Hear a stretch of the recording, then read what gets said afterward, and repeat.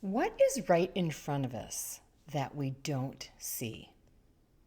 When I was in my 20s, I went to an art museum for the first time. I'll never forget strolling through the galleries with my new boyfriend. I felt so grown up and sassy. Well, I came across a really large painting that just had me captivated, and I stopped and stared at it. And the longer I stared at it, the more I saw. And suddenly, a lion's head showed up in the bottom left corner. It had been there all the time, but I didn't see it right away because of all the layers. I'll never forget that. Ever since then, I've looked at art in a different way. I need to spend time to see all of its beauty. So, what's right in front of us that we don't see? For years, I struggled with depression, but very few people knew about it. I kept my secret hidden, my sadness and my shame. And I know many of you are hiding things too. Emotional pain, a lack of self-worth, lack of confidence. You probably think that people don't want to see it or wouldn't care. But there are people who want to see all the layers of you. No doubt some people could see the different layers of my depression. There were signs.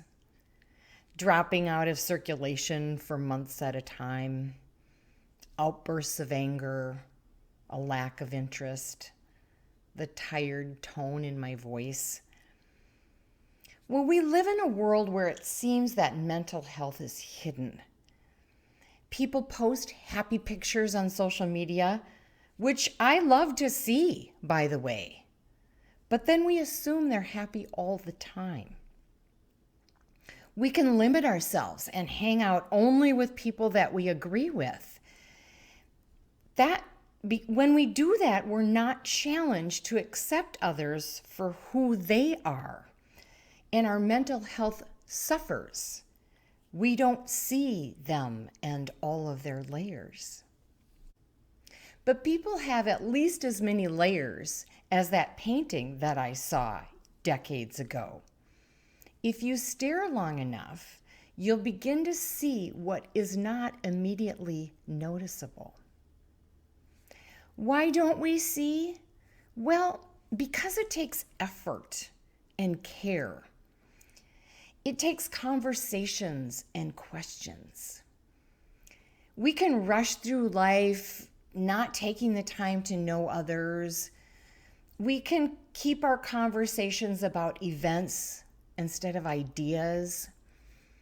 We have so many cares ourselves that we have very little room for the cares of others. And another reason we don't see is because of fear. We can fear that somehow we'll increase a person's sorrow by bringing up their recent loss, so we don't talk about it at all. Or we can be afraid that we'll hurt someone's feelings, so we avoid telling them our truth.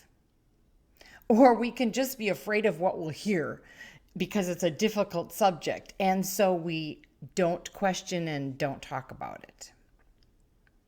But our mental health, or the lack of it, is always with us.